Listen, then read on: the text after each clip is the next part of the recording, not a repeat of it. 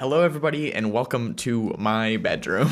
So as numbers for you-know-what continue to rise, and countries from all around the world are starting to take a few more precautions as many of us are going into the winter months, working from home may become a reality for many of you yet again. For example, like I was saying, we just got the notice that we have to work from home now, so this is my new setup. And as a person that makes video content for a living, I had a lot of stuff to grab that I had to figure out how I'm gonna do everything remotely now. And how I'm gonna do everything remotely for a few months. And it's not just a quick turnaround. This is gonna be a new thing. So thankfully I had a bit of practice with this from the earlier days of you know what, the disease that shall not be named. So this all won't be too unfamiliar to myself, but it may be unfamiliar to you or somebody that you may know that you're watching this video for. So we, if you haven't seen so already, have created a podcast that we've been recording for the last few months. And we've been creating that and having quite a lot of fun with just chatting with some really cool people. But now I'm gonna have to record those completely remotely without the help of our studio. And that means everybody that I talk to is gonna be able to see my bedroom. So I gotta make my bed quite a lot going forward. Oh, hold on, there's a sweatshirt here, hold on. Gotta clean up that background, because gotta make sure it looks somewhat presentable. But with that set aside, in this video, I'm gonna show you what I have learned from working remotely with creative content and what I'm gonna be using to record our podcasts remotely, like step by step what I use and what I used in the studio and what can transfer over into remote recording. I'll go through the equipment, the physical equipment I have, the hardware, as well as any of the softwares that I use, and then a step by step of how I edit and where I take it to get reformatted, aspect ratio changes, and then finally distributed to Spotify, Apple Podcasts, and whatever else. So let's just hop on over to the computer so I can show you the software I use to record the podcasts themselves. All right. So Zencastr is the program that we use to record our podcasts. We have had nothing but good things to say about it so far. We are still on the free plan, the free hobbyist plan. Here, I'll click on this to show you. This is the plan that we have currently. We are still riding on a lot of the trials for the audio and video recordings. Now, as you can see, the monthly professional version is not very expensive when it comes to that, so when we have to transfer over to that, it's one of the better ones out there comparatively, price-wise, as well as what they give you. Plus, another really cool thing about Zencastr is it records locally on both computers, so the fear of losing files due to that lack of internet connection is kind of taken away with Zencastr because of everything being locally recorded. So if you have some buffering in your connection to the person that you're talking to, it is still recording on their end. So when you go to hit the end recording button, both sides start uploading their files onto Zencastr itself that you can pull from. So it's very safe when it comes to all of the files that you're gonna be recording, so you don't really have to rely heavily on a stable internet connection to have all of your proper files. Also, it seems to run pretty lightly from what I've seen. Here, let me try.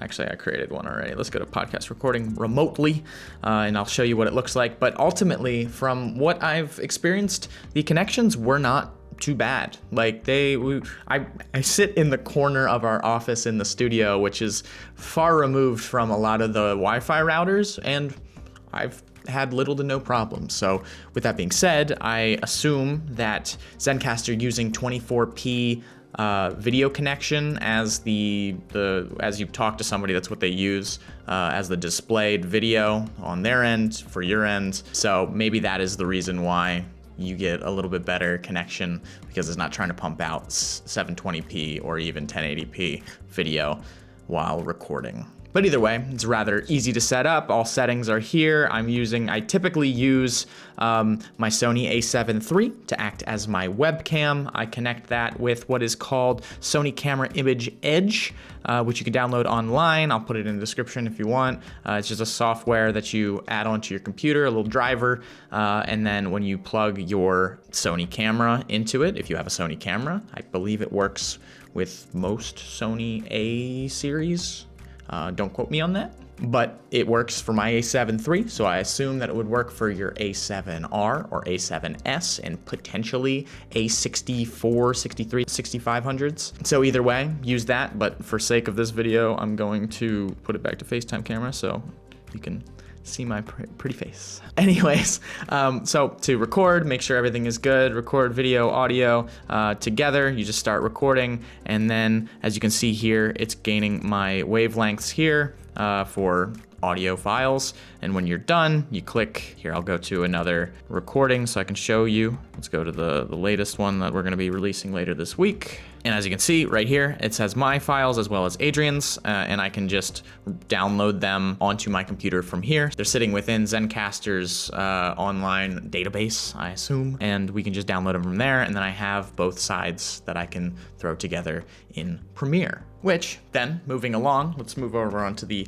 other computer where I do all of my editing. And as you can see, I pull everything into Premiere, where I basically just have a bunch of just some templates sitting over top, whether it be graphic templates and such that just kind of sit over, but really it's just some PNGs that I throw over top. But either way, here is the video portion that I downloaded from Zencastr of both of the files, whether it be myself or Michael in this case, as well as the audio files that I then synchronize together. So to start from scratch, if you want me to just show you how I get everything lined up, I'll take my video, I'll take Michael's video, and then I'll take the audio.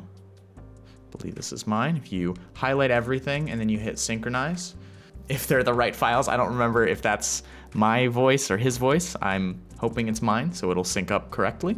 Looks like it is. It looks like it should be. And then they're synced together. And then what I like to do is I like to get rid of the video one so that I have them separated. And then there you go. Bam. There you go. There's the podcast. So I listen through it 1 or 2 times through, make my edits, make my cuts, and then export it. And then I take it over into the program Type Studio to change aspect ratios for posting to alternate social media platforms like Instagram Reels or TikTok. I need vertical, so I use that platform to add subtitles as well as change aspect ratios. So I'll show you that real quick. So back onto this, I'm gonna go to Type Studio. Here I can show you one of them. So if we click on that, here's one of the highlights I created from that. Let's go back to Edit Projects so you can see what it looks like in the timeline, or the editor, I guess. So here we have Type Studio, where on the left it transcribes all the dialogue, and then you can edit that dialogue. Like if I wanna hit enter, it'll bring me into the text correction mode, so I can just edit the words, education, but I want it to still say that because it's correct. And it'll make those changes down in the subtitles themselves. So to enable subtitles, you do that. It's already all enabled because I already created this. But essentially, you can just change aspect ratios. You can add subtitles. You can add images, add text to be titles or anything like that. Add some elements, whether it be emojis or some arrows or anything like that. But all in all, I use Type Studio to help just kind of finalize those other social media and repurpose the podcast to be able to be posted elsewhere. I jump back into Premiere, and then I highlight I get my in and out for the podcast, and then I go up and I export it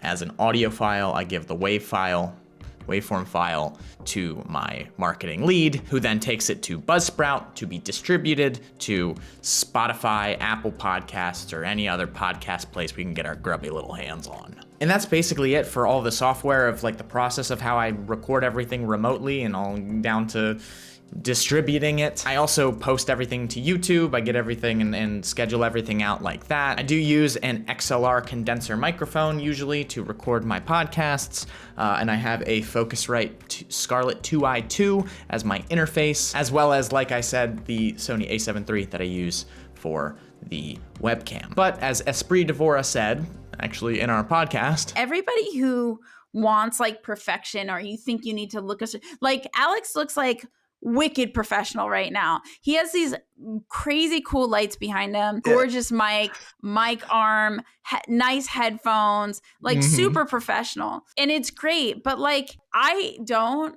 Like, and I've been podcasting for a million years, and it's okay. Do that stuff because you genuinely like want to do that. Like, I think it looks dope and super cool, but it's not necessary to be perfect in order to create, in order to move forward. As Esprit said it, you can do this all a lot easier. You can use whatever you'd like. If you have some Apple earbuds that you've had from a while ago that have the little microphone on it, and you plug that into your computer and just use your FaceTime webcam from your laptop, easy. That also works. It's more about the content rather than all of the hardware and all the expensive stuff, you know? This is just what I'm gonna be using going forward with recording the podcasts as the disease that shall not be named continues to plague our world.